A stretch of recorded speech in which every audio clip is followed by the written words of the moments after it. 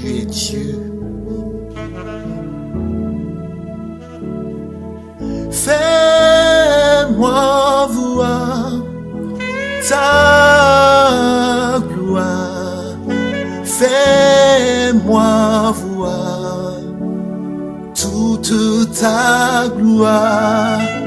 Je veux voir ta gloire. Je veux voir. Bon, chers frères en Christ, ce matin je vais simplement vous dire bonjour. Au nom de Jésus-Christ de Nazareth, je me présente. Moi, c'est le prophète Kaziri Noël. Voilà, je suis le président fondateur du ministère, le centre de prière 1 Thessaloniciens 5:17. 1 Thessaloniciens 5:17, c'est un centre de prière, un lieu de rencontre où chacun expérimente la gloire de Dieu. Parce que ce que le Seigneur nous demande, c'est que nous lui parlions. Ce que le Seigneur nous demande, c'est de lui faire connaître nos besoins. Et pour faire connaître à Dieu nos besoins, c'est au travers de la prière. Quand on parle de prière, on veut parler de tout ce qui entre en ligne de compte. C'est-à-dire une vie de sanctification, une vie de consécration, une vie de jeûne, une vie de méditation et surtout une vie de communion parfaite. Et tout ça, ça ressemble à la prière. Mais il y a plusieurs sortes de prières. Mais ce matin, ça ne sera pas le sujet de notre débat. Donc, comme je l'ai dit, je suis le président fondateur du ministère, le centre des prières 1 Thessaloniciens 5:17, situé aux deux plateaux, derrière Sokossé, le quartier nommé Les Oliviers. Je suis juste auprès de l'école Fraternité Matin. Le ministère du moins se situe juste auprès de l'école Fraternité, pas Matin, Fraternité, voilà, et puis de la grande école IPAC.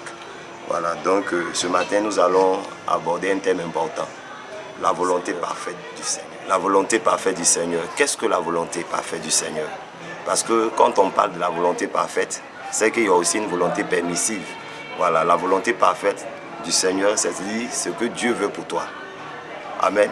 Mais la volonté permissive, c'est lorsque nous-mêmes, nous décidions d'aller en dehors du plan de Dieu. Et ce matin, le texte que nous allons voir, nous allons, au travers de ce texte-là, voir comment la volonté parfaite de Dieu peut être aussi contrariée. Est-ce que parce que Dieu a parlé, les choses doivent aller sur des roulettes? Est-ce que parce que Dieu a parlé, on doit rentrer facilement dans ce que nous cherchons? Au travers de ce texte-là, nous allons voir. Et ce texte-là se situe dans le livre de Marc, chapitre 4, à partir du verset 35. Je vais faire simplement la lecture. Voilà, je fais la lecture, Marc chapitre 4, à partir du verset 35, afin que chacun comprenne ce que je veux dire. Chacun peut comprendre la pensée de l'Esprit ce matin. Il est écrit que ce même jour, sur le soir, Jésus leur dit, passons à l'autre bord. Après avoir envoyé la foule, ils l'amenèrent dans la barque où il se trouvait. Il y avait aussi d'autres barques avec lui. Il se leva un grand tourbillon et les flots se jetèrent dans la barque, au point qu'elle se remplissait déjà. Et lui, il dormait à la poupe sur le coussin. Il le réveillait et lui dit, Maître, ne t'inquiètes-tu pas de ce que nous périssons? S'étant réveillé, il menaça le vent et dit à la mer, silence, tais-toi. Et le vent cessa et il eut un grand calme. Puis il leur dit, pourquoi avez-vous ainsi peur? Comment n'avez-vous point de foi? Amen. Donc voilà, au travers de ces textes-là, nous allons voir un thème important dont j'ai parlé au début, la volonté parfaite du Seigneur. Ici, c'était Jésus-Christ et ses disciples. La Bible dit que Jésus-Christ donne un ordre à ses disciples. Il dit à ses disciples, allons de l'autre côté de la rive. Amen. Ici, nous voyons que ici, c'est le Seigneur qui a parlé. C'est sa volonté parfaite. Les disciples ne se sont pas levés de leur propre chef pour prendre une décision de passer de l'autre côté. C'est Jésus qui a ordonné à ses disciples. Il dit, allons de l'autre côté. Et la Bible déclare que pendant qu'ils étaient en train d'aller de l'autre côté, sur la mer, sur l'eau, quelque chose s'est passé. La Bible déclare que les tourbillons se sont levés, les vents se sont levés et l'eau a commencé à entrer dans la barque. Frère, je vais vous dire quelque chose. Ce n'est pas parce que Dieu a parlé, Ce n'est pas parce que tu as reçu une révélation, ce n'est pas parce que tu as reçu une prophétie de la part du Seigneur que cette prophétie-là ne sera pas contrariée. Ici, Jésus a parlé, mais sur l'eau, il y a eu une opposition. Je vais te faire comprendre que lorsque Dieu parle, l'ennemi aussi se lève. Et si tu n'as pas la révélation, tu vas certainement te demander, est-ce que c'est Dieu qui m'a parlé? Le Seigneur peut te parler sur ton mariage. Le Seigneur peut te parler sur ton voyage. Le Seigneur peut te parler de ton élévation, de ta gloire. Mais jusqu'à là, peut-être que ça fait 1 an, 2 ans, 3 ans, pour certains même 10 ans. Ils ne voient pas. Et pour finir, nous nous décourageons. Pour finir, nous laissons le sujet tomber. Non, Dieu a parlé, mais il peut avoir aussi opposition. Ici, le Seigneur a parlé, les vents se sont levés. Les tourbillons se sont levés. Alléluia. Quand on parle de vent, on veut parler ici des puissances des ténèbres. Quand on parle de vent, on veut parler ici des sorciers. Quand on parle de tourbillons, on veut parler des puissances mystiques. Tu ne veux pas que tu entres dans ta destinée. Mais en tant qu'enfant de Dieu, qu'est-ce que tu fais? La volonté parfaite de Dieu. Au travers de ce test, nous voyons que la volonté parfaite de ce Dieu peut être contrariée par l'ennemi. L'objectif de Jésus, c'était d'arriver de l'autre côté. Mais l'ennemi ne voulait pas que les enfants d'Israël arrivent de l'autre côté. Dieu peut parler. Même la mort, je dis bien la mort, parce que Pierre ici a interpellé Jésus-Christ. Il dit, ne t'inquiètes-tu pas de ce que nous périssons? Frère, quand on parle de périr, on veut parler de mort. Il y avait une question de vie là, une question de mort. Dieu peut parler. Mais si tu n'as pas le discernement, l'ennemi peut te surprendre par la mort. Ne t'inquiètes-tu pas, Seigneur, de ce que nous sommes en train de périr. Ne t'inquiètes-tu pas, Seigneur, de ce que l'eau est en train de nous amener. Ce matin, je vais dire à quelqu'un, peut-être que tu es touché par le découragement. Alléluia. Parce que ton Dieu t'a parlé. Et jusqu'à là, tu ne vois rien. Mais le seul conseil que je vais te donner, je veux que tu fasses comme Pierre. La Bible déclare que Pierre a réveillé Jésus-Christ de Nazareth. Pierre a réveillé Jésus-Christ de Nazareth. Je vais dire à quelqu'un ce matin que lorsque Dieu parle, il est dans la prophétie. Lorsque Dieu te donne une vision, il est dans cette vision. Alléluia. Il accompagne la vision. Amen. Il ne te laisse pas seul dans la vision. Il accompagne dans la vision. Il est dans la vision, il reste dans le silence. Mais toi, en tant qu'enfant de Dieu, ce que tu dois faire, c'est de le réveiller. Alléluia. Pour qu'il t'aide à arriver de l'autre côté. Pour qu'il t'aide à entrer dans ta destinée. Pour qu'il t'aide à entrer dans ta gloire. Parce qu'il est écrit quelque part qu'avec Dieu, nous ferons des exploits. Il n'est pas écrit que Dieu seul va faire des exploits pour nous. Le Seigneur a parlé, mais en tant qu'enfant de Dieu, nous avons aussi notre droit, nous avons aussi notre devoir, nous avons aussi notre part à jouer. Et notre part, c'est de faire en sorte que le Seigneur nous accompagne pour que nous puissions atteindre l'objectif. Ce matin, certainement, Dieu s'est révélé à toi par rapport à un sujet précis. Dieu s'est révélé à toi par rapport à ta destinée. Dieu s'est révélé à toi par rapport à ton mariage. Dieu s'est révélé à toi par rapport à ton voyage. Et jusqu'à là, rien n'a encore abouti. Je veux que tu réveilles Jésus-Christ de Nazareth. Je veux que tu réveilles Jésus-Christ de Nazareth. Parce qu'il est dans la barque. Il a parlé. Jésus a parlé. Il est dans la barque. Il faut que tu le réveilles. Mais réveille le Seigneur, ce n'est pas la prière. Voilà pourquoi quelque part dans le livre d'Habakkuk, il est écrit que écrit la prophétie.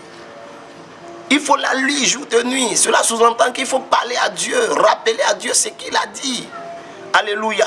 En tant qu'enfant de Dieu, ce n'est pas parce que Dieu a parlé que les choses vont aller sur comme des roulettes. Non. Ce n'est pas parce que le Seigneur s'est révélé à toi que tu vas commencer à dire, oh Dieu merci, c'est fini. Non. Frère, tu as ta part à jouer.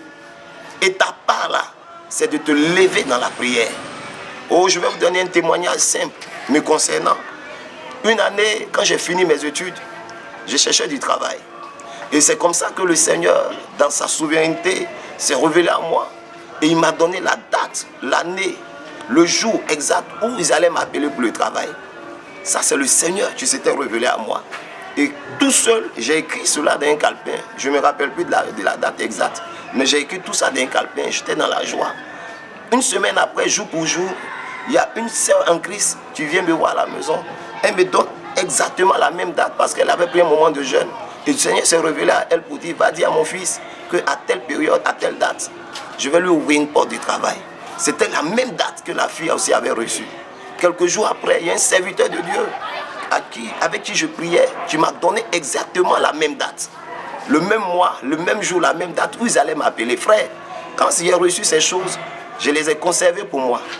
Et puis, à ma grande surprise, la date est arrivée, je ne suis pas entré dans ma promesse. La date est arrivée, ils ne m'ont pas appelé pour le travail. Frère, 3 personnes différentes qui reçoivent une même date. Et je me suis interrogé, j'ai dit, mais qu'est-ce qui s'est passé? Qu'est-ce qui n'a pas marché? Et je me suis approché du Seigneur. Je dis, mais Seigneur, tu as parlé. Pourquoi est-ce que je ne suis pas entré? Et le Seigneur m'a dit, quand je t'ai parlé, qu'est-ce que tu as fait? Tu n'étais pas mis à prier. Tu n'as pas intercédé pour que la chose vienne à l'existence. Tu avais ta part à jouer. Je me suis repenti et j'ai demandé au Seigneur, et donne-moi une autre date par rapport au travail. C'est ainsi que quelques temps après, le Seigneur se révèle à moi et me donne une date. Et lorsqu'il m'a donné cette date-là, cette fois-ci, là, je savais que le Seigneur était dans la barque. Il était dans la vision.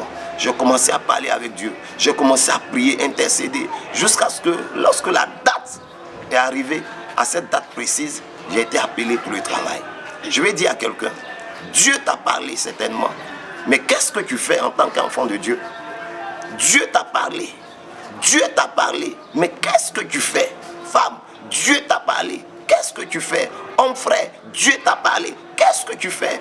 Je vais dire à quelqu'un que le Seigneur parle. La tempête se lève.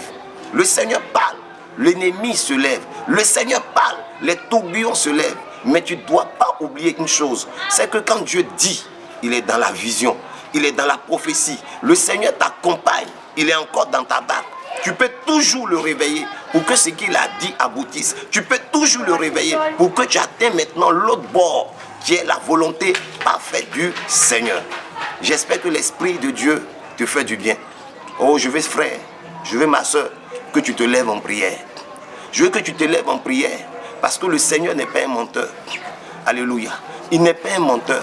Ce que sa bouche confesse, sa main est puissante pour l'amener à l'existence. Alléluia. Quand il s'agit d'un sujet qui doit changer le cours de ta vie, l'ennemi se lève aussi dans le spirituel. Voilà pourquoi il est écrit que depuis le temps de Jean-Baptiste jusqu'à nos jours, le royaume des cieux est forcé et ce sont les violents qui s'en emparent. Quand on parle de violence, il s'agit des gens qui sont prêts à prier, des gens déterminés, qui sont prêts à prier en telle enseigne que les choses viennent, les choses soient physiques, pour qu'ils puissent toucher à ces choses-là. Ce matin, je vais dire à quelqu'un de se réveiller par rapport à sa destinée. Je vais dire à quelqu'un que cette personne se réveille maintenant, frère. Si tu te lèves dans la prière, si tu rappelles à Dieu ce qu'il t'a dit, si tu te lèves dans la prière, tu verras effectivement qu'il aura un silence total. Tu verras effectivement qu'il aura un calme total. Tu verras effectivement que ton mariage va venir à l'existence, que ton voyage va venir à l'existence, que ton élévation va venir à l'existence. Parce que Dieu a parlé. Il amène ce qu'il dit à l'existence. L'objectif, c'était aller de l'autre bord. L'objectif, c'était aller de l'autre côté de la rive. Et lorsque Pierre a réveillé Jésus-Christ, la Bible déclare qu'ils ont atteint leur objectif qui était d'arriver de l'autre côté de la rive. Ce matin, c'est ce message que je voulais te livrer, afin que tu prennes conscience. Dieu peut parler, l'ennemi peut contrarier. Et si tu ne te lèves pas dans la prière, tu verras que ce que Dieu a dit ne se réalisera pas. Pourquoi? Simplement parce que tu t'es endormi. Alléluia. Que Dieu vous bénisse, que Dieu vous bénisse, que Dieu vous bénisse.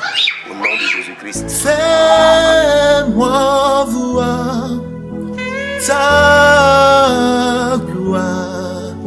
Fais-moi voir toute ta gloire. Je veux voir ta gloire. Je veux voir toute ta gloire. Fais-moi voir ta gloire.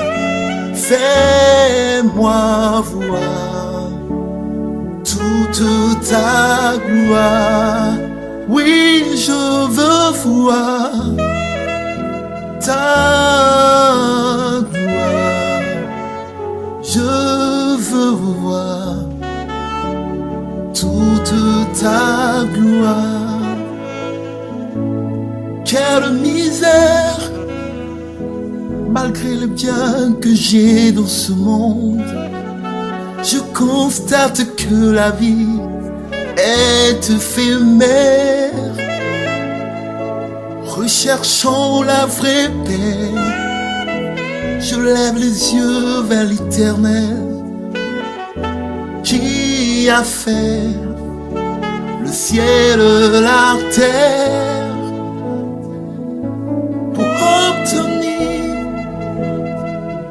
la gloire surnaturelle. Alléluia. Fais-moi voir ta gloire. Fais-moi voir toute ta gloire.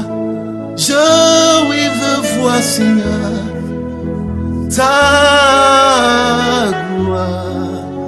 Je veux voir toute ta gloire.